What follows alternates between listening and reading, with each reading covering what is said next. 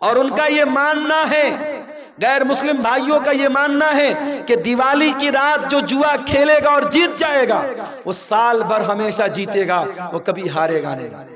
یہ مانتا ہے ان کی۔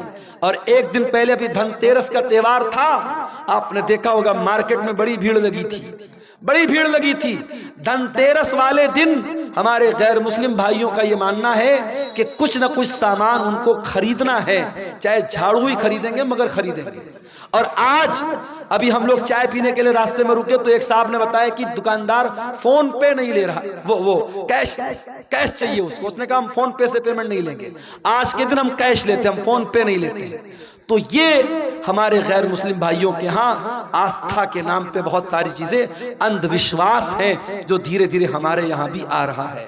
میرے بھائیوں، اندھ وشواس سے بچو، اور جوا کھیلنا ہمیشہ حرام ہے اسلام میں۔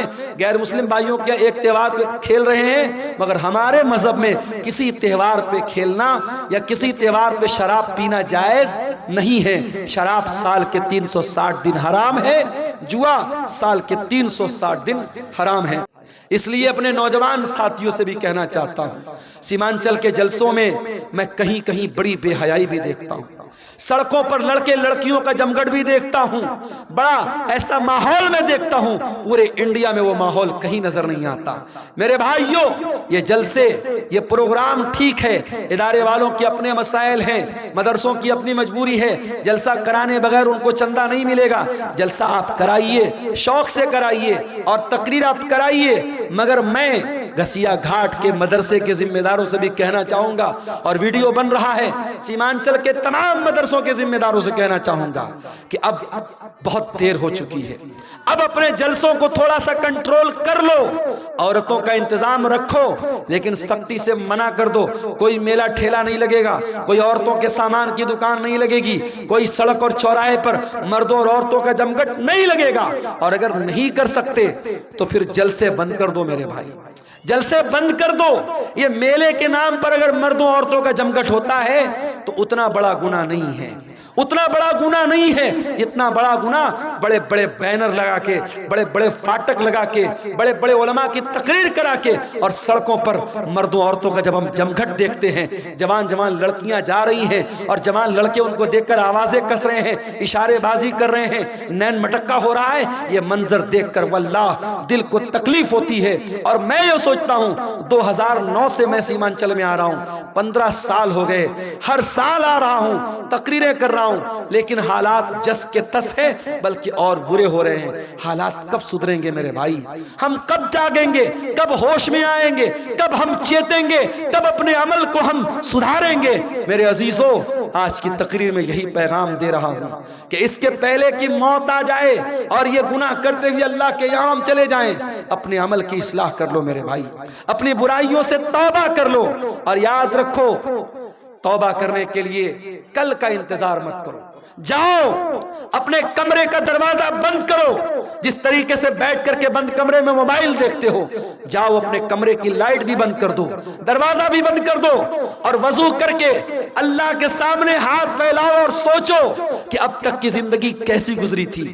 اپنے گناہوں کو یاد کرو، اپنے خطاؤں کو یاد کرو، اور اگر اللہ کی بارگاہ میں روتے ہوئے 2-4 قطرے آنسوؤں کے گر گئے، واللہ کہہ رہا ہوں ان آنسوؤں کی بڑی قیمت ہے اللہ کے یہاں، ان آنسوؤں کی بڑی قیمت ہے اللہ کے ہاں۔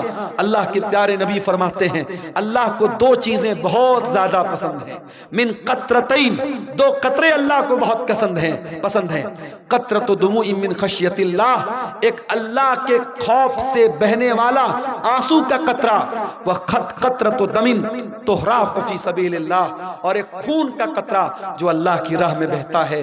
میرے عزیزو، توبہ کر لو، جوانی میں توبہ کر لو، اپنی طاقت کے دور میں توبہ کر لو، کل بڑھاپے میں توبہ کرنے کا کوئی مطلب نہیں ہوگا۔ در جوانی توبہ کردن شیوئے پیغمبری، وقت پیری گرگ ظالم می شوت پرہیزگار۔ جوانی میں توبہ کرو، یہ نبیوں کا طریقہ ہے۔ بڑھاپے میں تو بھیڑیا بھی شریف بن جاتا ہے، جب منہ میں دانت نہیں، پیٹ میں آنت نہیں، شریف بن گئے تو کون سا کمال کیا۔ یہ رات کا ٹائم ہے میرے بھائی، یہ بڑا سہانا सुहाना वक्त है, बड़ी बरकत वाला वक्त है। इस वक्त हम अल्लाह ताला से अगर तौबा करेंगे, अल्लाह से रुजू करेंगे, मुझे यकीन है अल्लाह ज़रूर हमारी तौबा को कबूल करेगा।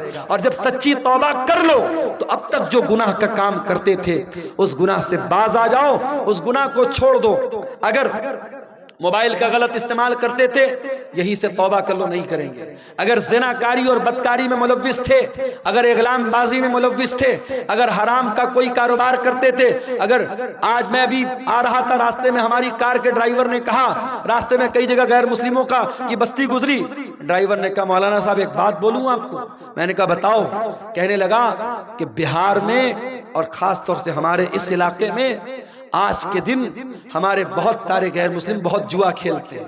ले खाक में अहले शाह कैसे कैसे मकी हो गए ला मका कैसे कैसे हुए नाम वरबे निशा कैसे कैसे ज़मीं खा गई आसमां कैसे कैसे जगह जी लगाने की दुनिया नहीं है ये इबरत की जा है तमाशा नहीं है।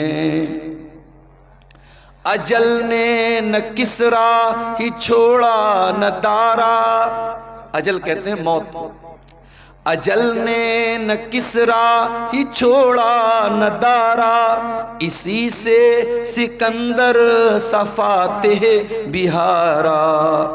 हर एक को छोड़ के क्या क्या हसरत सिधारा, पड़ा रह गया सब यही ठाट सारा। जगह जी लगाने की दुनिया नहीं है ये इबरत की जा है तमाशा नहीं है।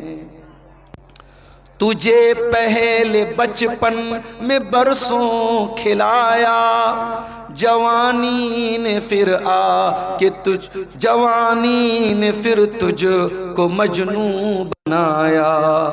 बुढ़ापे ने फिर आ के क्या क्या सताया, अजल तेरा कर देगी बिल्कुल सफाया। जगह जी लगाने की दुनिया नहीं है ये इबरत की जा है तमाशा नहीं है। यही तुझको धुन है रहूं सब से बाला, हो जीनत निराली हो फैशन निराला। जिया करता है क्या यूं ही मरने वाला, जिया करता है क्या यूं ही मरने वाला। तुझे हुस्न ज़ाहिर ने धोखे में डाला। जगह जी लगाने की दुनिया नहीं है ये इबरत की जा है तमाशा नहीं है। कोई तेरी गफलत की है इंतहा भी, जुनू छोड़ कर अब होश में आ भी। जगह जी लगाने की दुनिया नहीं है ये इबरत की जा है तमाशा नहीं है। सदर मोहतरम, उलमाए किराम, मोहतरम बुजुर्गों, नौजवान भाइयों, माँ और बहनों, प्यारे बच्चों, घसिया घाट नाम के इस इलाके में कई साल पहले मैं हाजिर हुआ था और हमारे बड़े मोहतरम कारी अब्दुल बासित साहब रहमहुल्लाह उस वक्त बाहयात थे, उन्हीं की दावत पर मैं आया था। और आज कई साल के बाद उसी मदरसे के प्रोग्राम में मैं आया हूं और कारी अब्दुल बासित साहब अब हमारे बीच में नहीं हैं। उनके दोनों बेटे दिल अब्दुल बासित और जान अब्दुल बासित साहब انہی دونوں کی دعوت پر میں آپ کے سامنے حاضر ہوا۔ قرآن حکیم کی سورہ آل عمران کی ایک آیت میں نے آپ کے سامنے پڑھی ہے۔ اس آیت میں اللہ تعالیٰ نے 3 باتیں بیان کی، اور آج کی میری تقریر کا ٹاپک یہی 3 باتیں۔ آئیے پہلے قرآن کی اس آیت کا ہم ترجمہ، اس کا انواد، اس کا ٹرانسلیشن ہم سمجھ لیتے ہیں، پھر بات کو آگے بڑھاتے ہیں۔ قرآن کریم کی سورہ آل عمران کی آیت نمبر 185، 185 نمبر کی آیت۔ کل نفس ذائقۃ الموت، ہر نفس کو مرنا ہے، ہر جاندار کو موت کا مزہ چکھنا ہے۔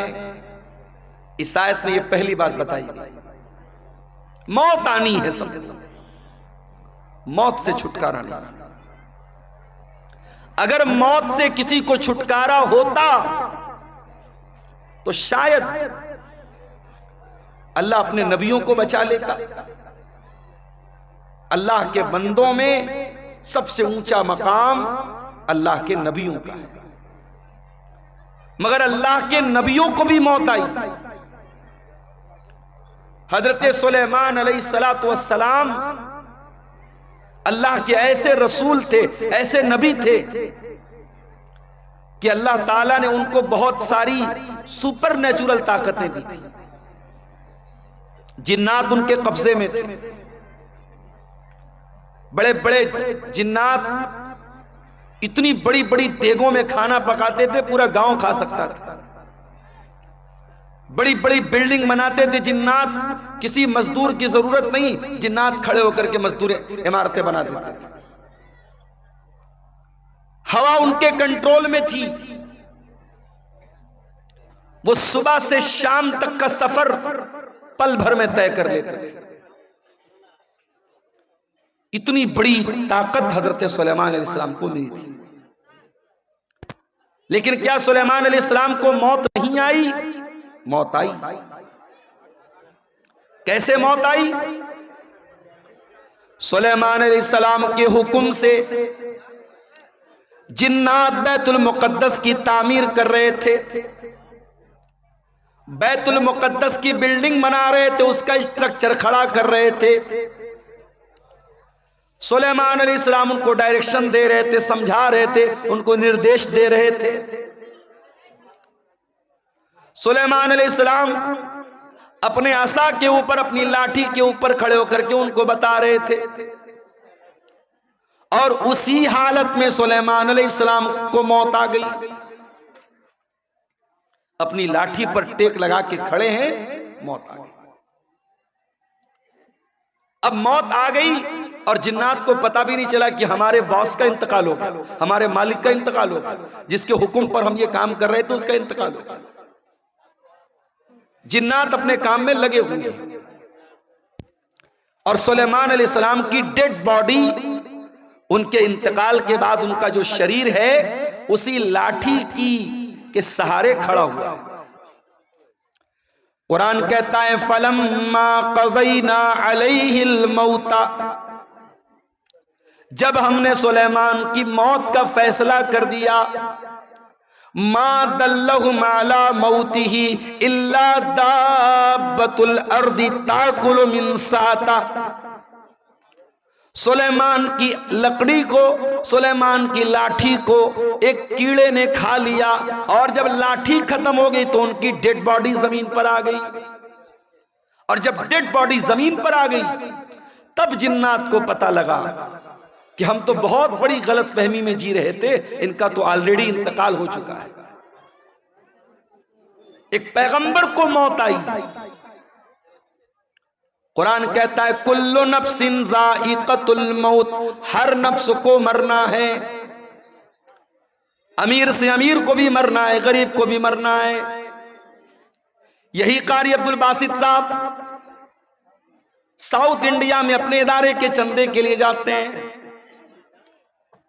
افطار کا ٹائم ہے، افطار کا سامان لینے کے لیے جاتے ہیں اور ٹرین کے دروازے پر سیڑھی چڑھتے ہوئے اچانک ان کا پیر پھسلتا ہے، گرتے ہیں اور وہی حادثہ ان کی موت کا سبب بن جاتا ہے۔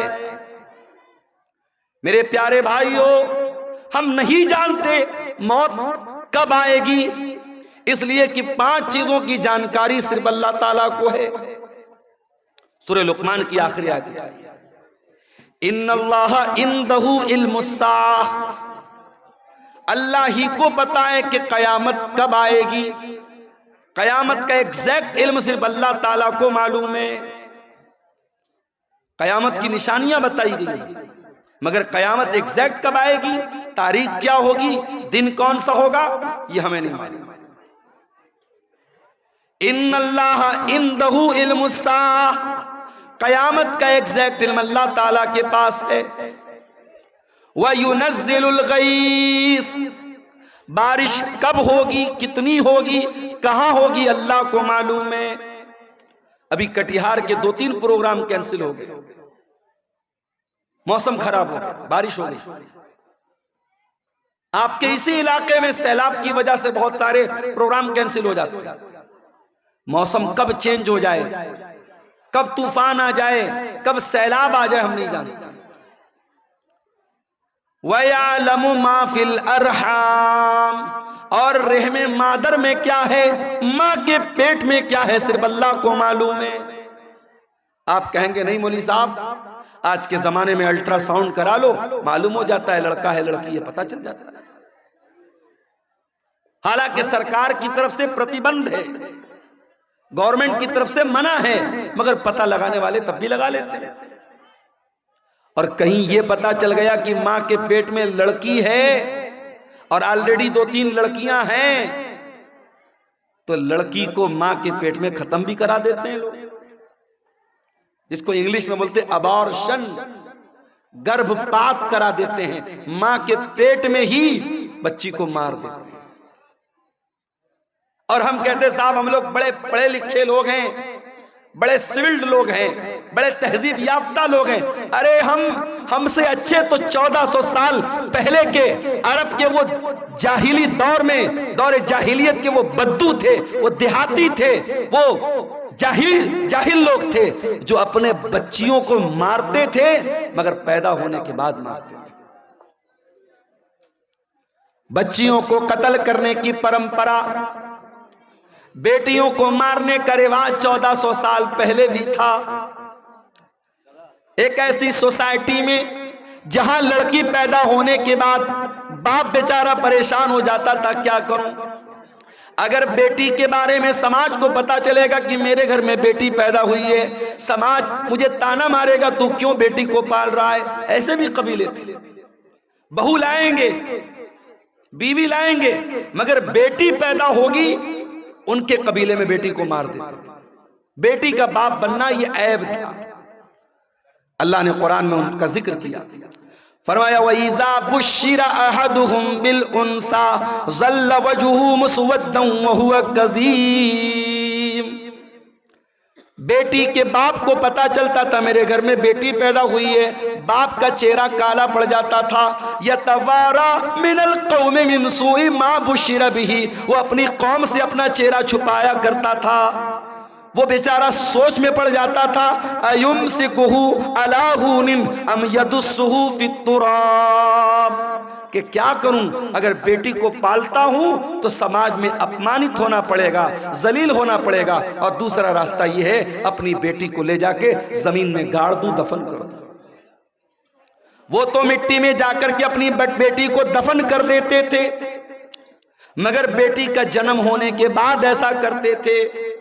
آج کا پڑھا لکھا انسان، آج کا ترقی یافتہ انسان، آج کا سوسائٹی والا انسان کیا کرتا ہے، ماں کے پیٹ میں الٹرا ساؤنڈ کے ذریعے پتہ لگا لیتا ہے بیٹی ہے، اور ڈاکٹر سے کہہ کر کے ایبارشن کروا لیتا ہے۔ کبھی موقع ملے نا تو یوٹیوب پر جا کر کے دیکھ لینا کہ ایبارشن کیسے ہوتا ہے۔ ارے عرب کے وہ جاہل لوگ بیٹی کو زمین میں گاڑتے تھے، بیٹی ایک بار تڑپتی تھی، ایک بار روتی تھی، اس کے بعد جب اس کی جان ختم ہو جاتی تھی بیٹی رونا بند کر دیتی تھی۔ مگر یہاں اس بچی کو جو بیچاری ابھی دنیا میں نہیں آئی ہے، ماں کے پیٹ میں 1 مہینے کا گربھ ہے، 2 مہینے کا گربھ ہے، 3 مہینے کی پریگننسی ہے، اس نے لے جا کے ڈاکٹر سے کہا ایبارشن کر دو، ڈاکٹر نے ایبارشن کیا، اور ویڈیو کے اندر یہ دکھایا جاتا ہے کہ ماں کے پیٹ میں جب ایبارشن ہوتا ہے اس بچے کو ٹکڑے ٹکڑے کر کے مارا جاتا ہے، اس بچے کو، اس معصوم بچی کو جو ابھی ماں کے پیٹ میں ابھی پوری طریقے سے تیار بھی نہیں ہوئی ہے، ابھی وہ تیار ہونے کے پروسیس میں ہے، اس کو ایبارشن کے ذریعے ٹکڑے ٹکڑے کر کے اس کی باڈی کے، اس کے شریر کے ٹکڑے ٹکڑے کر کے مار دیا جاتا ہے۔ وارے انسان کتنا بڑا ظالم ہے، تو کل بھی بیٹی کا قاتل تھا تو آج بھی بیٹی کا قاتل ہے۔ آج بھی بیٹیوں کو لوگ قتل کر لیتے ہیں، اور کیوں قتل کرتے ہیں؟ ہماری اور آپ کی وجہ سے۔ یہ سماج، یہ سوسائٹی جو اپنے آپ کو بڑی دیندار کہتی ہے، جو سال میں جلسے کراتی ہے، جو پروگرام کراتی ہے، جس کے چہرے پر لمبی داڑھی ہے، جس کے ماتھے پر سجدے کا نشان ہے، اسی سماج میں جہیز چلتا ہے، اسی سماج میں بارات چلتی ہے، اسی سماج میں غریب کی بیٹی کی شادی کرنے کے لیے غریب بیٹی کا باپ لون لیتا ہے، زمین بیچتا ہے، جائیداد بیچتا ہے، پھر اپنی غریب لڑکی کی شادی کرتا ہے۔ اس غریب انسان جس کے پاس 3-4 بیٹیاں ہوں، وہ اپنی بیٹیوں کو اپنے سینے کا بوجھ سمجھتا ہے۔ اس کے ذمہ دار کون ہے؟ اس کا ذمہ دار پورا سماج ہے، پورا معاشرہ ہے۔ بیٹی کو بوجھ بنا کے رکھا ہے۔ بیٹی بوجھ نہیں ہے میرے بھائی، بیٹی رحمت ہوتی ہے۔ اگر بیٹی بوجھ ہوتی، اللہ نے اپنے نبی کو 4 بیٹیاں نہ دی ہوتی۔ اللہ نے اپنے آخری نبی کو، اپنے سب سے محبوب نبی کو اللہ نے 4 بیٹیوں کا باپ بنایا۔ اور معاف کرنا، میرے نبی صرف بیٹیوں کے باپ نہیں تھے، بیٹیوں کی جان تھے۔ میرے نبی اپنی بیٹیوں کی آنکھ میں کبھی آنسو نہیں دیکھتے تھے، میرے نبی اپنی بیٹیوں سے بہت محبت کرتے تھے۔ اللہ کہہ رہا ہے وَيَعْلَمُ مَا فِي الْأَرْحَامِ، ماں کے پیٹ میں کیا ہے یہ میں ہی جانتا ہوں، کوئی نہیں جانتا۔ الٹرا ساؤنڈ کے ذریعے ڈاکٹر یہ بتا دے گا کہ ماں کے پیٹ میں ہونے والے بچے کا جینڈر کیا ہے، لڑکا ہے یا لڑکی ہے، لیکن ڈاکٹر یہ نہیں بتا پائے گا وہ بچہ پیدا ہونے کے بعد دنیا میں کتنے دن زندہ رہے گا۔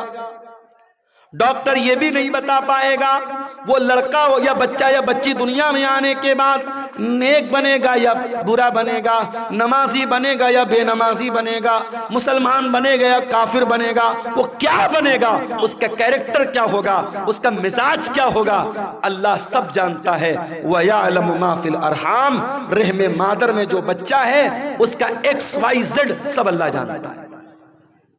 اور چوتھی چیز وَمَا تَدْرِي نَفْسٌ مَاذَا تَكْسِبُ غَدًا، اور کوئی نہیں جانتا کہ وہ کل کیا کرے گا۔ آپ سوچتے ہیں کل کہیں پروگرام ہے، آپ پہلے سے پلاننگ بنا کے بیٹھے کل مجھے پروگرام میں جانا ہے، اچانک کوئی معاملہ آ گیا، کوئی حادثہ ہو گیا، کوئی ٹرین لڑ گئی، کوئی بس گر گئی، کوئی روڈ پہ جام ہو گیا، کوئی مر گیا، کوئی بیمار پڑ گیا، کچھ بھی ہو سکتا ہے۔ ہم نہیں جانتے، ہم فائنل اور کنفرم نہیں جانتے کہ ہم کل کیا کریں۔ ایک پلاننگ کرتے ہیں، ایک اندازہ کرتے ہیں، لیکن کنفرمیشن ہم نہیں بتا سکتے کہ ہم کل کیا کریں گے۔ اور 5ویں چیز وَمَا تَدْرِي نَفْسٌ بِأَيِّ أَرْضٍ تَمُوتُ، اور کوئی نہیں جانتا کہ وہ کہاں مرے گا۔ قاری عبدالباسط صاحب نے بھی نہیں سوچا ہوگا کہ میں کٹیہار کے اور لابا ہے کون سا، یہ ضلع کون سا ہے، کٹیہار کے گھسیا گھاٹ کا رہنے والا، کیا انہوں نے سوچا ہوگا کہ میں ساؤتھ انڈیا میں جا کے کیرلا میں جا کر کے میرا انتقال ہو؟ نہیں، ان کے بچوں نے نہیں سوچا ہوگا۔ کوئی نہیں جانتا کب مرے گا، کہاں مرے گا۔ تو یہ 5 چیزیں صرف اللہ کو معلوم ہے، اور انسان بیچارہ اتنا پھدک رہا ہے، اتنا ناز کر رہا ہے۔ ارے تجھے موت آئے گی، اور یہ موت جب آئے گی تیری اوقات تجھ کو بتا دے گی۔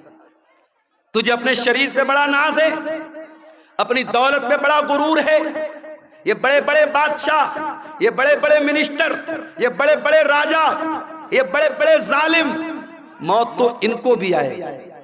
اور اسی دیش میں ہم نے دیکھا، اسی ملک میں ہم نے دیکھا، دیش کو دنگوں کی آگ میں جھونکنے والے، دیش میں ہزاروں لوگوں کے قاتل، ہزاروں لوگوں کو مارنے والے، ہزاروں لوگوں کے خون کی ہولی کھیلنے والے، موت ان کو بھی آئی ہے میرے بھائی۔ اور ایسی موت آئی ہے، دنیا نے تماشا دیکھا ہے، بہت بری موت آئی ہے میرے عزیزو۔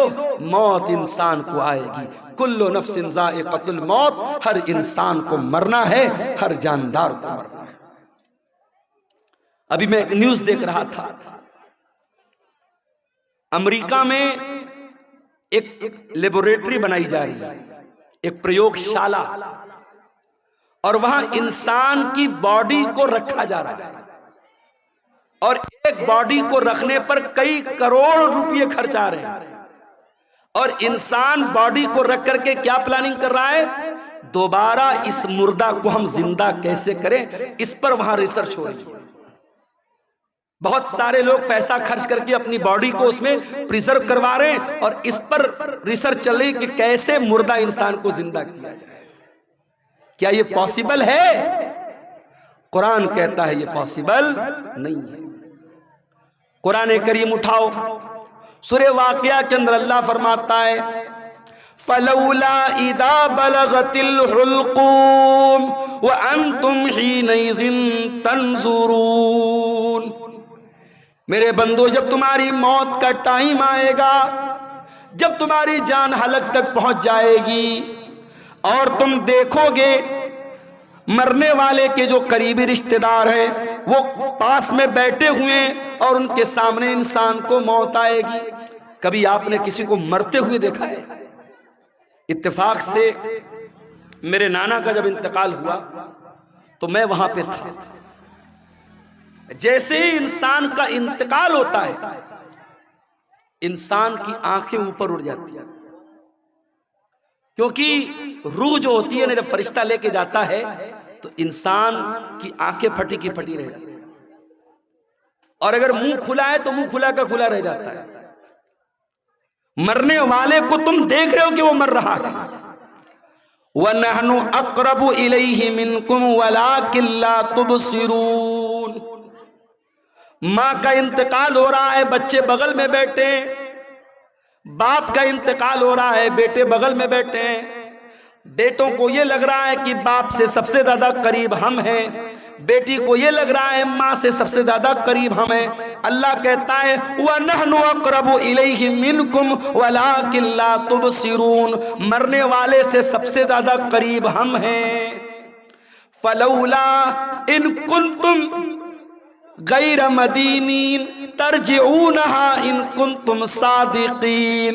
اے میرے بندو، اگر تم کو یہ لگتا ہے کہ کوئی اللہ نہیں ہے، کوئی رب نہیں ہے، کوئی موت دینے والا نہیں ہے، اور تم کسی کے انڈر میں نہیں ہو، تم کسی کے پاور میں نہیں ہو، تو ذرا مرنے والے کو دوبارہ زندہ کر کے دکھا دو، ذرا روح کو واپس ڈال کے دکھا دو۔ نہیں کر سکتے، مردہ زندہ نہیں ہو سکتا میرے بھائی۔ جو مر گیا وہ مر گیا، اب مرنے کے بعد دوبارہ اس کے اندر جان نہیں ڈال سکتے۔ یہ ہے موت۔ اور کبھی غور کرنا، موت ہماری بے بسی بتاتی ہے۔ جب ہمارا انتقال ہوتا ہے نا، دنیا میں آپ کے سامنے آیا ہوں کرتا پائجامہ صدری پہن کے آیا ہوں، مریں گے تو کیا پہنیں گے؟ کفن پہنیں گے۔ دنیا میں نہانے جائیں گے، کوئی لکس سے نہا رہا ہے، کوئی لائف بوائے سے نہا رہا ہے، کوئی سنتھول سے نہا رہا ہے، کوئی الگ الگ برانڈ کے صابن استعمال کر رہے ہیں۔ جاڑے کا موسم ہے، ہم گرم پانی کر کے نہا رہے ہیں۔ گھروں میں جو پیسے والے لوگ ہیں گیزر لگواتے ہیں، گرمی کا موسم ہے ٹھنڈے پانی سے نہاتے ہیں۔ مر گیا بیچارہ کچھ نہیں بولتا، گرم سے نہلاؤ، ٹھنڈے سے نہلاؤ، صابن کے ساتھ نہلاؤ، بنا صابن کے نہلاؤ، کچھ نہیں بول سکتا۔ دنیا میں نہاتا تھا، اپنا الگ ایٹیٹیوڈ تھا، آدھا گھنٹے تک نہاتا رہتا تھا، چہرے کے لیے الگ فیس واش تھا، باڈی کے لیے الگ باڈی واش تھا، بالوں کے لیے الگ شیمپو تھا، لیکن آج مرنے کے بعد آج اتنا بے بس ہے انسان، دوسرے اس کو نہلا رہے ہیں، اس کے رشتہ دار اس کو نہلا رہے ہیں، وہ بیچارہ یہ کہنے کی طاقت بھی نہیں رکھتا کہ میں تو لک سے نہایا کرتا تھا، تم مجھے بیر کی پتیوں سے کیوں نہلا رہے ہو؟ میں تو فلاں صابن سے نہایا کرتا تھا، میرا فیوریٹ صابن کہاں ہے، میرا شیمپو کہاں ہے، میرا باڈی واش کہاں ہے، میرا فیس واش کہاں ہے؟ وہ بیچارہ یہ کہنے کی طاقت بھی نہیں رکھتا کہ میں تو دنیا میں پانی ہمیشہ گرم کر کے نہایا کرتا تھا، تم مجھے ٹھنڈے پانی سے کیوں نہلا رہے ہو؟ دنیا میں نہاتا تھا، باتھ روم میں پیک ہو کر کے نہاتا تھا، آج اس کے نہلانے والے، اس کے گھر والے اس کو نہلا رہے ہیں، اس کے بدن کا کپڑا بھی نہیں اتر رہا ہے، کینچی سے اس کا کرتا کاٹا جا رہا ہے، کینچی سے اس کی بنیان کو کاٹا جا رہا ہے، اس کا تہبند اتارا جا رہا ہے، اس کا انڈر ویئر اتارا جا رہا ہے، آج اس کی شرمگاہ کو دوسرے لوگ کھول کر کے نہلا رہے ہیں۔ اللہ اکبر، کتنی بے بسی ہے میرے بھائی۔ نہلا دیا گیا، اب کفن کا نمبر آیا۔ اسلام کی تعلیم دیکھو، امیر آدمی کو بھی وہی کفن دینا ہے، غریب کو بھی وہی کفن دینا ہے، وہی سوتی کپڑا ہے، وہی سفید چادر ہے۔ دنیا میں بہت رنگین رنگین پہن کر کے چلا کرتا تھا، برانڈڈ کپڑے پہنا کرتا تھا، مہنگے کپڑے پہنا کرتا تھا، آج مرنے کے بعد اسی سوتی چادر میں، اسی سوتی چادر میں تجھ کو کفنایا جا رہا ہے، اسی سوتی کفن میں تجھ کو کفنایا جا رہا ہے۔ کفنا دیا گیا، اب اس کے بعد قبرستان لے کے جانا ہے۔ اگر قبرستان قریب میں ہے، جنازے کی چارپائی پہ لاش کو رکھا گیا، چارپائی کو 4 لوگوں نے کندھے پر اٹھایا، لے کے قبرستان پہنچے۔ اتنا بے بس ہے انسان، مرنے کے بعد ہل نہیں سکتا، اس کی باڈی کو 4 لوگ مل کر کے جنازے پر اٹھا کر کے لے کے قبرستان جا رہے ہیں۔ قبرستان لے کے جایا گیا، وہاں پہلے سے قبر کو کھود کر کے ریڈی کیا گیا ہے، جنازے کو قبر میں اتارا گیا، مٹی ڈالی گئی، قبر تیار ہو گئی، گھر والوں نے کھڑے ہو کر کے مغفرت کی دعا کر دی، آسانی کی دعا کر دی، پھر اس کے بعد مٹی ہاتھ سے اپنے مٹی جھاڑ کر کے گھر والے واپس چلے گئے۔ اے انسان، تو کتنا غافل ہے، تو کیا کیا حرکتیں کرتا ہے۔ اس قبر میں نہ تیرا باپ تیرے ساتھ آیا، نہ تیرے بچے تیرے ساتھ آئے، نہ تیری بیوی تیرے ساتھ آئی، نہ تیرا مال تیرے ساتھ آیا، نہ زمین تیرے ساتھ آئی، نہ جائیداد تیرے ساتھ آئی۔ کل نفس ذائقۃ الموت، ہر نفس کو موت کا مزہ چکھتا ہے۔ اللہ اپنے نبی سے قرآن میں کہتا ہے وَمَا جَعَلْنَا لِبَشَرٍ مِّن قَبْلِكَ الْخُلْدَ أَفَإِن مِّتَّ فَهُمُ الْخَالِدُونَ۔ اے نبی، آپ سے پہلے جتنے انسان آئے ان کو بھی موت آئی اور آپ کو بھی موت آنے والی ہے، آپ کو بھی مرنا ہے۔ انک میت وانہم میتون، اے نبی آپ بھی مرنے والے ہیں اور یہ سب مرنے والے، سب کو موت آنے والی ہے۔ ہمارے نبی کو موت آئی کہ نہیں آئی؟ آئیے ذرا سا نبی کی وفات کا نقشہ آپ کے سامنے کھینچتے ہیں۔ نبی کا انتقال کب ہوا؟ ربیع الاول کے مہینے۔ عمر کتنی تھی؟ 63 برس۔ مہینہ کون سا؟ ربیع الاول۔ تاریخ کون سی؟ 12 تاریخ۔ دن کون سا؟ سوموار کا دن۔ تھوڑا اور پیچھے چلو، ربیع الاول کے پہلے جب رمضان کا مہینہ آیا، پیارے نبی کی عادت تھی رمضان میں ہر سال حضرت جبریل علیہ السلام آپ کے پاس آتے تھے اور آپ کو قرآن کا دور کراتے تھے، قرآن پڑھاتے تھے اور آپ ان کو قرآن سناتے تھے۔ آخری بار جب آپ کی زندگی کا آخری رمضان تھا، اللہ کے پیارے نبی نے جبریل کو 2 مرتبہ قرآن سنایا۔ اللہ کے نبی نے حضرت جبریل کو 2 مرتبہ قرآن سنایا۔ یہ اس بات کی علامت تھی کہ اب آخری رمضان ہے، اب اس کے بعد کوئی رمضان آنے والا نہیں ہے۔ کچھ دنوں کے بعد جب حج کا موسم آیا، اللہ کے پیارے نبی نے اپنے صحابہ سے کہا میں حج کے سفر پہ جا رہا ہوں، جس کو میرے ساتھ حج کرنا ہے وہ چل سکتا ہے۔ صحابہ کرام اپنے نبی کے ساتھ حج کے سفر پہ نکلے. 1 لاکھ سے زیادہ صحابہ حج کے اس سفر میں اپنے نبی کے ساتھ ہیں.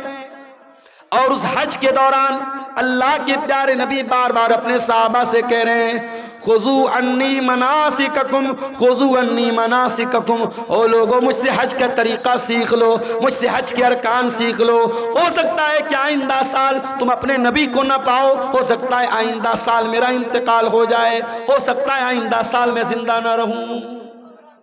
آپ نے حج کیا ہے اور حج کے 2.5 مہینے کے بعد آپ کا انتقال ہوا ہے. ذی الحجہ, محرم, سفر, ربیع الاول. ذی الحجہ میں آپ نے حج کیا ہے, ربیع الاول میں آپ کا انتقال ہوا ہے. انتقال سے پہلے آپ نے حضرت معاذ بن جبل رضی اللہ تعالیٰ عنہ کو یمن بھیجا تھا. اسلام کا داعی بنا کر, اسلام کا مبلغ بنا کر آپ نے یمن بھیجا تھا. آج ہمارا نوجوان دیوالی کا تہوار آتا ہے, بڑے شوق سے مٹھائی کھاتا ہے. میں اس مسئلے کو نہیں چھیڑ رہا ہوں کہ دیوالی کی مٹھائی کھانا جائز ہے یا ناجائز ہے, اس مسئلے کو چھوڑ دو. لیکن آج حالات کیا ہیں؟ آج بہار کے بہت سارے مسلمان دیوالی کا تہوار منا رہے ہیں, ان کے گھروں پر بھی دیے جل رہے ہیں, مسلمانوں کے گھروں سے بھی پٹاخوں کی آواز آ رہی ہے. وَزَامِتُمْ وَنَصَارَى تو تمتن میں ہنود, یہ مسلمان ہیں جنہیں دیکھ کے شرمائے یہود. تیرا غیر مسلم بھائی شرک کر رہا ہے, اللہ کو چھوڑ کر اپنے دیوی دیوتا کی عبادت کر رہا ہے. تیرا فرض کیا تھا, تیرا کرتویہ کیا تھا, تیری ڈیوٹی کیا تھی کہ تو توحید سمجھاتا, تو شرک سے منع کرتا, تو بتاتا یہ مہا پاپ ہے, یہ گناہ ہے, اللہ ہی ہمارا پالنہار ہے, اللہ ہی ہمارا معبود ہے. اپنے غیر مسلم بھائی کو تو اسلام کی دعوت دیتا, اسلام کی تبلیغ کرتا, مگر تو شوق سے بیٹھ کے مٹھائی کھا رہا ہے. تو اس کے تہوار میں, اس کے شرکیہ کام میں سیلیبریٹ کر رہا ہے. شرک کو کبھی سیلیبریٹ نہیں کیا جائے گا میرے بھائی, شرک کو ہمیشہ نگلیکٹ کیا جائے گا, شرک کو ہمیشہ ریجیکٹ کیا جائے گا, شرک کی ہمیشہ تردید کی جائے گی, شرک کو کبھی سیلیبریٹ نہیں کیا جائے گا. یہ مسئلہ یاد رکھنا. اللہ کے نبی نے معاذ بن جبل کو یمن اسلام کا داعی بنا کے بھیجا. حضرت معاذ بن جبل اونٹنی کے اوپر سوار ہیں اور اونٹنی کی نکیل اللہ کے رسول کے ہاتھوں میں ہے. اللہ کے نبی حضرت معاذ بن جبل کو نصیحت کر رہے ہیں, سمجھا رہے ہیں, بجھا رہے ہیں, ان کو باتیں بتا رہے ہیں. باتیں بتاتے ہوئے آپ نے کہا اے معاذ, ہو سکتا ہے کہ آئندہ سال جب تم مدینہ میں آؤ تو تمہارا گزر تمہارے نبی کی قبر کے پاس. اے معاذ, ہو سکتا ہے کہ آئندہ سال جب تم آؤ تو اپنے رسول کو نہ پاؤ اور رسول کی جگہ تمہیں رسول کی قبر نظر آئے اور رسول کی قبر کے پاس سے تمہارا گزر. حدیث کے الفاظ ہیں, اتنا سننا تھا کہ معاذ بن جبل رونے لگے, آنکھوں سے آنسو جاری ہو گئے. اے اللہ کے نبی, کیا وہ دن بھی دیکھنا پڑے گا, آپ کی جدائی کو سہنا پڑے گا, آپ بھی ہم کو داغ مفارقت دے کے چلے جائیں گے, آپ بھی ہمیں چھوڑ کے چلے جائیں گے. یہ منظر یاد کر کے حضرت معاذ ابن جبل رونے لگے. جب وہ رونے لگے تو اللہ کے پیارے نبی نے مدینہ کی طرف اشارہ کیا, مدینہ کی طرف اشارہ کیا اور آپ نے فرمایا اے معاذ ابن جبل, ان اول الناس بی المتقون من کانوا وحیث کانوا. اے معاذ, کان کھول کر کے سن لو, اگر مجھ سے محبت کرتے ہو اور قیامت کے دن میرے ساتھ رہنا چاہتے ہو, متقی بن جانا, پرہیزگار بن جانا, اللہ سے ڈرنے والے بن جانا. جو متقی ہوں گے, جو پرہیزگار ہوں گے, وہ ہمیشہ میرے ساتھ رہیں گے. یہ بشارت آپ نے سنائی. میرے بھائیوں, نبی کو احساس تو ہو گیا تھا کہ آپ کا انتقال ہونے والا ہے. اس کے بعد جب آپ مکہ فتح ہو گیا تھا, مکہ فتح ہونے کے بعد جب قرآن کی آیت اتری اذا جاء نصر اللہ والفتح ورأیت الناس يدخلون فی دین اللہ افواجا فسبح بحمد ربک واستغفرہ انہ کان توابا. جب قرآن کی یہ چھوٹی سورت نازل ہوئی تو نبی سمجھ گئے کہ اب جب اللہ کا دین مکمل ہو رہا ہے، اللہ کا مشن پورا ہو رہا ہے، اس کا مطلب کہ اب میری موت کا ٹائم قریب آ رہا ہے۔ انہی دنوں میں اللہ کے نبی بیمار پڑ گئے، ایک انصاری صحابی کے جنازے میں آپ گئے۔ یہ سفر کی آخری تاریخوں میں سے کوئی تاریخ تھی، غالباً سفر کی 27 تاریخ تھی۔ آپ جنازے میں سے واپس آنے لگے، آپ کے سر میں بہت تیز درد ہونے لگا۔ آپ گھر آئے، آپ نے حضرت عائشہ سے کہا عائشہ میرے سر میں بہت تیز درد ہو رہا ہے۔ حضرت عائشہ نے آپ کے سر پر پٹی رکھ دی، آپ کو بہت تیز بخار آیا، اور بخار اتنا تیز تھا کہ پٹی کے اوپر سے بھی بخار کی گرمی محسوس ہو رہی تھی۔ یہ بدھ کا دن تھا، یہ بدھ کا دن تھا، اور سفر کی آخری تاریخوں میں سے کوئی تاریخ تھی۔ یہی سے اللہ کے نبی کی بیماری کا آغاز ہوا۔ اللہ کے پیارے نبی کو خیبر کے موقع پر ایک یہودی عورت نے گوشت میں زہر ملا کر کے کھلایا تھا۔ اس گوشت کا اثر 4 سال کے بعد ظاہر ہو رہا تھا۔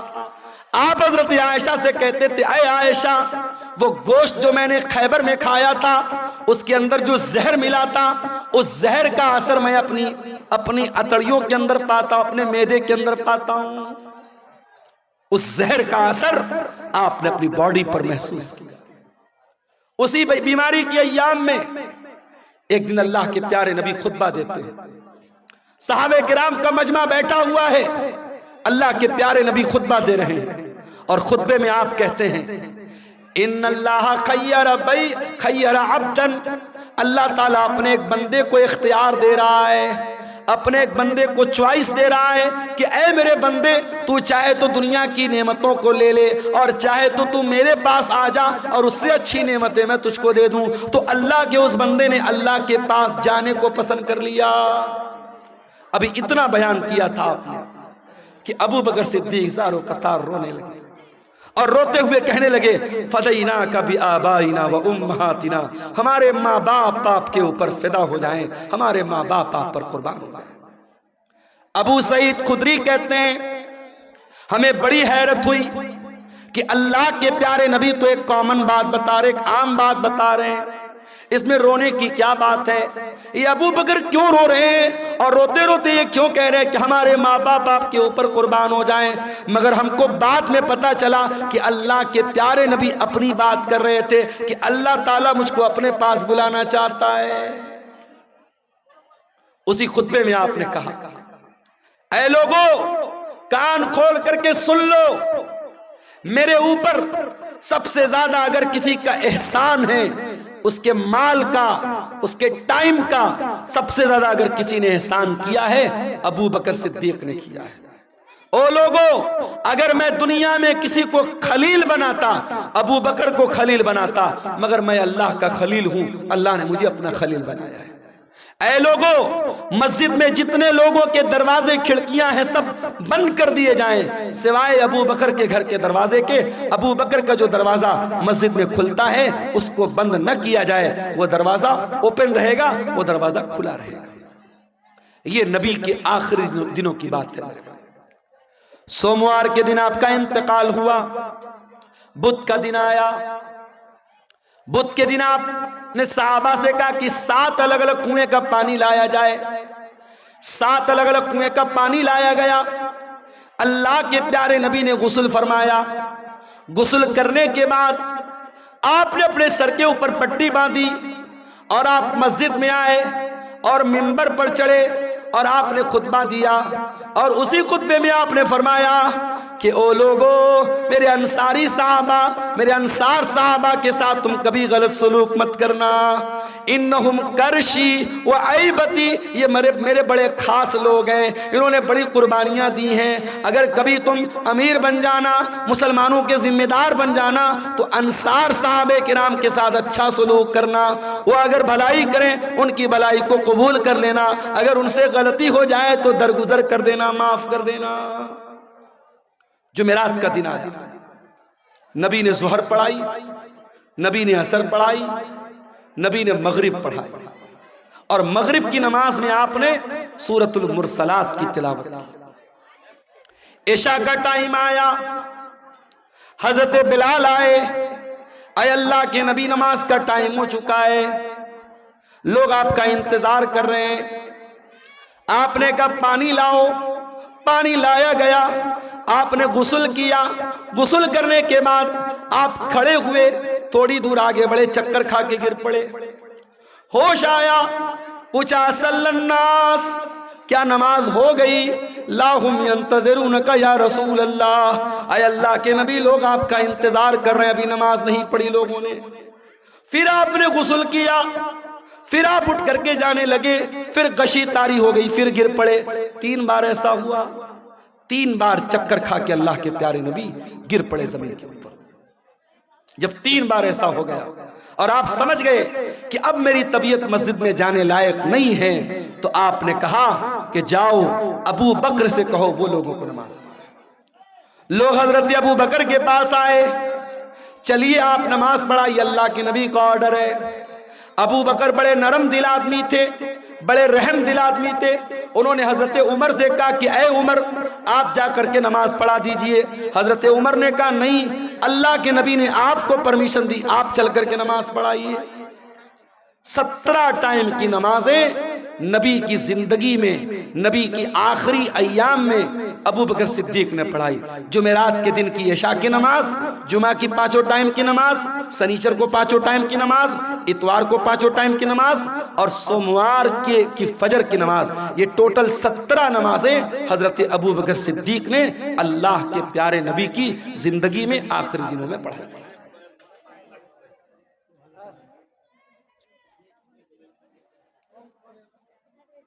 سنیچر کا دن آیا، نبی کی وفات کے 2 دن پہلے، سنیچر کا دن۔ نبی بہت بے چین ہے، اتنے بے چین ہے کبھی چادر اوڑھ لیتے ہیں، کبھی چادر پھینک دیتے ہیں، بے چینی آپ کے اوپر طاری ہے۔ اس بے چینی کے عالم میں نبی نے فرمایا لعنت اللہ علی الیہود والنصارى، اللہ کی لعنت ہو یہودیوں کے اوپر اور عیسائیوں کے اوپر، اللہ کی لعنت ہو یہود و نصارہ کے اوپر۔ اتخذوا قبور انبیائہم مساجد، انہوں نے اپنے نبیوں کی قبروں کو مسجد بنا لیا، اپنے نبیوں کی قبروں پر جا کر کے سجدہ کرنے لگے۔ او لوگو تم میری قبر پر ایسا کچھ مت کرنا۔ نبی اپنے آخری ٹائم میں قبر پرستی سے منع کر رہے ہیں۔ جس نبی نے اپنی وفات سے 2 دن پہلے اپنی امت کو شرک سے روکا ہے اور قبر پرستی سے روکا ہے، آج سیمانچل کو چھوڑ دیجئے، سیمانچل الحمدللہ اس برائی سے بہت حد تک پاک ہے۔ آپ بہار کے اور علاقوں میں چلے جائیے، آپ جھارکھنڈ کے علاقوں میں چلے جائیے، آپ بارسوئی چلے جائیے، آپ کلکتہ چلے جائیے، آپ بہار کے سہرسام میں چلے جائیے۔ ایسے ایسے علاقے ہیں میرے بھائی جہاں ہر محلے میں کوئی مزار ہے، کوئی قبر ہے، جہاں سجدے ہو رہے ہیں، جہاں مرادیں مانگی جا رہی ہیں، جہاں بگڑی بننے کا دعویٰ کیا جا رہا ہے۔ نبی نے اپنی امت کو بت پرستی سے منع کیا تھا، آج نبی کے ماننے والے، نبی کے امتی جگہ جگہ قبروں کی پوجا کر رہے ہیں اور قبر کی عبادت کر رہے ہیں۔ اسی سنیچر کے دن اللہ کے پیارے نبی نے اپنے صحابہ سے کہا کہ کوئی قلم لے آؤ، کاغذ لے آؤ، میں کوئی تحریر لکھ کے دے دیتا ہوں تاکہ تم میرے بعد گمراہ مت ہو جانا۔ اب جب نبی نے یہ بات کہی کہ قلم لے آؤ، کاغذ لے آؤ، میں کچھ لکھ دیتا ہوں، تو اب صحابہ کرام میں آپس میں اختلاف ہو گیا۔ کچھ صحابہ نے کہا کہ نبی کی حالت بہت کمزور ہے، آپ کی سچویشن بہت کمزور ہے، بیمار ہیں آپ کو ابھی یہ تکلیف دینے کی ضرورت نہیں ہے، ہمارے پاس قرآن ہے، اللہ کے نبی کی حدیث ہے، وہ کافی ہے، ہمیں کسی اور تحریر کی ضرورت نہیں ہے۔ کچھ لوگوں نے کہا جب اللہ کے نبی خود کہہ رہے ہیں کہ قلم لے آؤ، کاغذ لے آؤ، میں لکھ دیتا ہوں تو لے آؤ۔ اس بات پر آپس میں جھگڑا ہونے لگا، بحث ہونے لگی، اور جب بحث ہونے لگی اللہ کے نبی نے کہا چلے جاؤ یہاں سے۔ نبی نے سب کو وہاں سے ہٹا دیا۔ اس کا مطلب یہ ہوا کہ اگر وہ بات اتنی امپورٹنٹ ہوتی، اتنی اہم ہوتی کہ اس کے بغیر مسلمانوں کا کام نہ چلتا، تو نبی صحابہ سے یہ نہ کہتے کہ چلے جاؤ، نبی کہتے لے آؤ، میں ہر حال میں لکھ کے دے دیتا ہوں۔ نبی نے نہیں لکھوایا، اس کا مطلب کہ وہ بات پہلے سے آپ بتا چکے تھے، وہ بات کوئی اتنی امپورٹنٹ بات نہیں تھی۔ اتوار کا دن آیا، نبی کی وفات سے ایک دن پہلے کا دن، نبی نے اپنے سارے غلاموں کو آزاد کر دیا۔ نبی کے گھر میں جتنے ہتھیار تھے، تلوار تھی، ڈھال تھی، زرہ تھی، سب آپ نے مسلمانوں کے لیے وقف کر دیا۔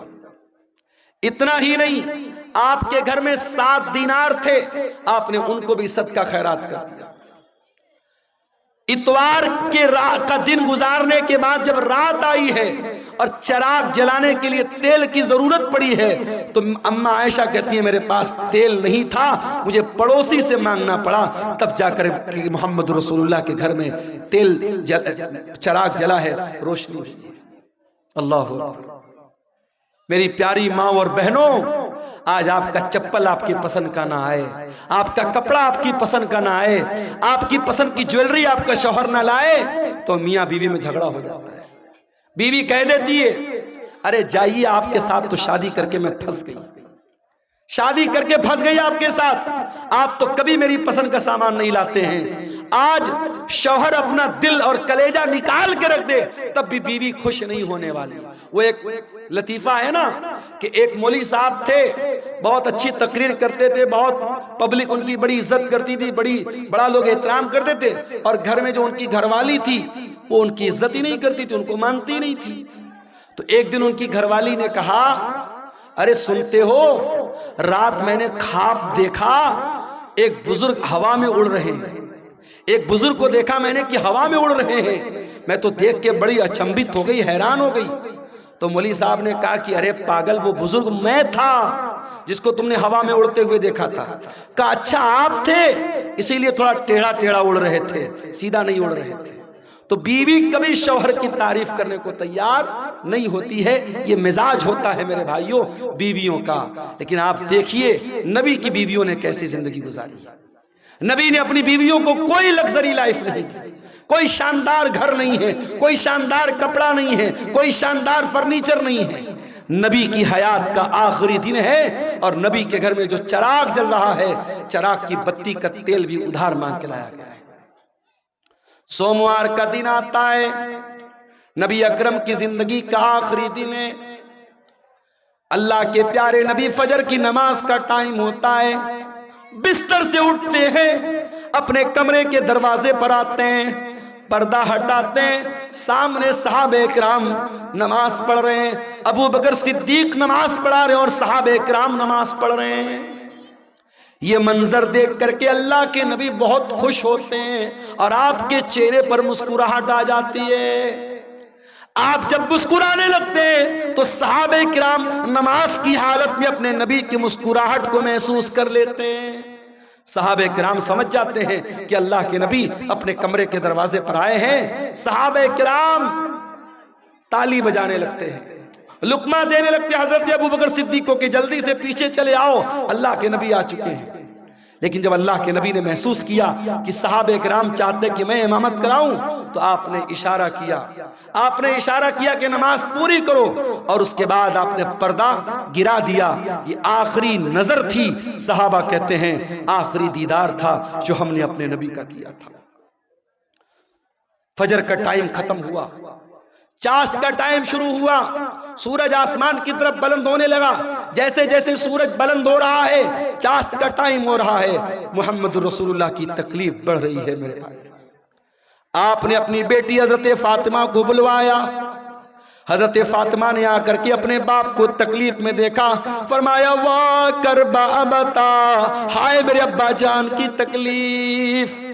آپ نے فرمایا لیسا علی ابی کی کربن بعد اليوم، اے میری بیٹی فاطمہ آج کے بعد تیرے باپ کے اوپر کوئی تکلیف آنے والی نہیں ہے، آج تیرے باپ کی زندگی کا آخری دن ہے۔ احساس ہو گیا تھا کہ آج آخری دن ہے۔ پھر آپ نے حضرت فاطمہ کے کان میں کہا اے فاطمہ میں بہت جلد دنیا سے جانے والا ہوں، میں چھوڑ کر کے تم کو دنیا سے جانے والا ہوں، تیرا باپ تجھ سے جدا ہونے والا ہے۔ یہ سن کر کے حضرت فاطمہ کی آنکھوں سے آنسو آ گئے۔ پھر آپ نے ان کے کان میں فرمایا اے فاطمہ میرے اہل بیت میں میرے گھر والوں میں سب سے پہلے تم مجھ سے ملو گی، تمہارا انتقال سب سے پہلے ہوگا، اور اے فاطمہ تم تمام جنتی عورتوں کی سردار بنو گی۔ جب حضرت فاطمہ نے یہ سنا ان کے چہرے پر مسکراہٹ آ گئی۔ آپ نے حسن و حسین کو بلایا، ان کی پیشانی کو چوما اور لوگوں سے کہا کہ میرے یہ نواسے ہیں، ان کا خیال کرنا، ان کے حقوق کا خیال کرنا، ان کے ساتھ کوئی ظلم نہ ہونے پائے۔ پھر آپ نے اپنی بیویوں کو بلوایا، تمام بیویاں اکٹھا ہو گئیں، آپ نے ان کو واضح نصیحت کی، ان کو سمجھایا، ان کو اچھی اچھی باتیں بتائیں۔ اس کے بعد آپ نے یہ بھی فرمایا، دو چیزوں کی آپ نے وصیت کی۔ اس بے چینی کے عالم میں جب آپ کی زبان سے الفاظ بھی صحیح طریقے سے نہیں نکل لیتے، آپ نے فرمایا الصلاۃ الصلاۃ وما ملکت ایمانکم، او لوگو نماز کی پابندی کرتے رہنا، نماز کا خیال کرتے رہنا، اور اپنے غلاموں کا، اپنے نوکروں کا، اپنے ماتحتوں کا خیال کرنا۔ نماز کی پابندی کرنا اور اپنے انڈر میں کام کرنے والے اپنے نوکروں، اپنے خادموں کا خاص خیال رکھنا۔ حضرت عبد الرحمن ابن ابو بکر مسواک لے کر کے آئے، نبی کی نظر مسواک پر پڑ گئی، آپ نے حضرت عائشہ کو اشارہ کیا کہ میں بھی مسواک کرنا چاہتا ہوں۔ حضرت عائشہ نے اپنے بھائی سے مسواک لی اور مسواک کو اپنے دانتوں سے نرم کیا اور وہ مسواک اللہ کے نبی کو دے دی۔ اللہ کے پیارے نبی نے اپنی وفات سے کچھ دیر پہلے مسواک کیا۔ علماء کہتے ہیں اگر کسی کو اندازہ ہو جائے کہ میرا انتقال ہونے والا ہے، میری موت ہونے والی ہے، آخری ٹائم میں مسواک کرنا بھی اللہ کے نبی کی سنت ہے۔ اس کے بعد آپ نے وہیں پر ایک پیالے میں پانی رکھا ہوا تھا، آپ کو اپنے اوپر موت کی سختیاں محسوس ہوئیں۔ کیا بات ہے، کیوں اٹھ رہے ہیں آپ؟ بارش ہو رہی ہے؟ خصوصی چندہ کے لیے میرے بھائیوں، علاقہ اتنا پچھڑا ہوا ہے، مجھے یاد ہے جب قاری صاحب نے مجھ کو بلایا تھا اور میں جہاں ٹھہرا ہوا تھا، رات بھر مچھروں نے میرا جینا حرام کر دیا تھا، کیڑوں نے، مچھروں نے۔ مجھے گھسیا گھاٹ کا علاقہ کبھی بھولتا نہیں ہے، اور تبھی میں نے کہا تھا کہ اتنا پچھڑا علاقہ بہت کم دیکھنے کو ملتا۔ اب تو ماشاءاللہ راستے واسطے بھی بن گئے، کچھ ترقی ہوئی ہے۔ اس علاقے میں یہ قاری عبدالباسط صاحب نے یہ ادارہ کھولا ہے، اور آپ جانتے ہیں یہ جلسہ ادارے کے چندے کے لیے جلسہ ہو رہا ہے۔ یہ بار بار بتانے کی ضرورت نہیں ہے، میں بنگالی علماء کی طرح چندہ کرنے والا مقرر نہیں ہوں، لیکن میں آپ سے گزارش کرتا ہوں یہ جلسے والوں کی محنت پر پانی مت پھیریے۔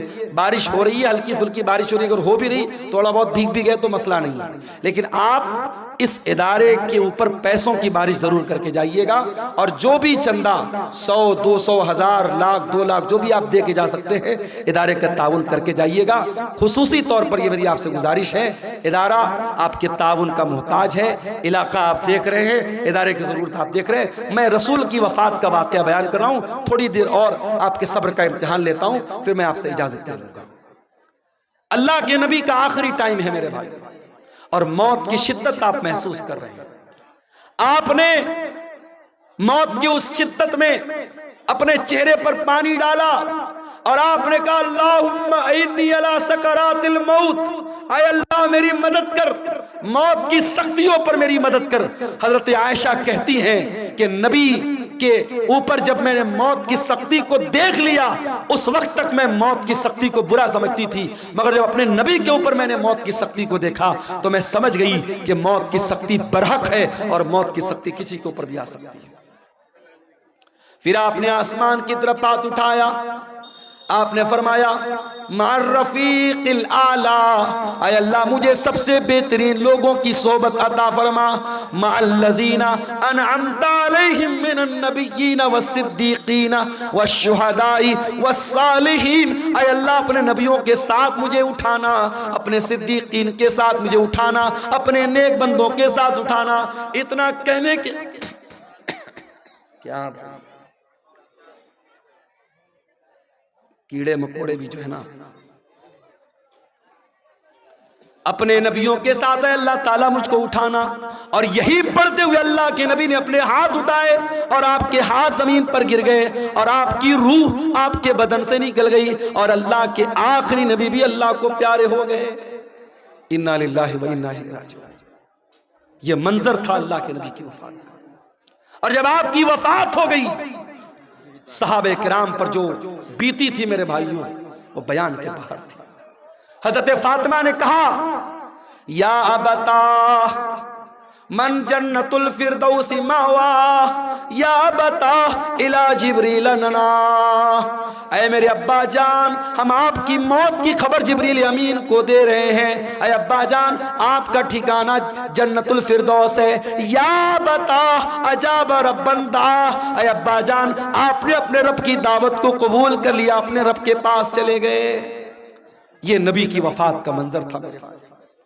نبی کے انتقال کے بعد آپ کی جنازے کی نماز بھی ہوئی، مگر کسی ایک امام کی اقتداء میں نہیں ہوئی، لوگ آتے گئے پڑھتے چلے گئے، پہلے مردوں نے پڑھی پھر عورتوں نے پڑھی پھر بچوں نے پڑھی، ایک ایک کر کے دو دو کر کے تین تین کر کے لوگ آتے تھے پڑھتے تھے چلے جاتے تھے، کسی امام کے پیچھے آپ کی جنازے کی نماز نہیں ہوئی۔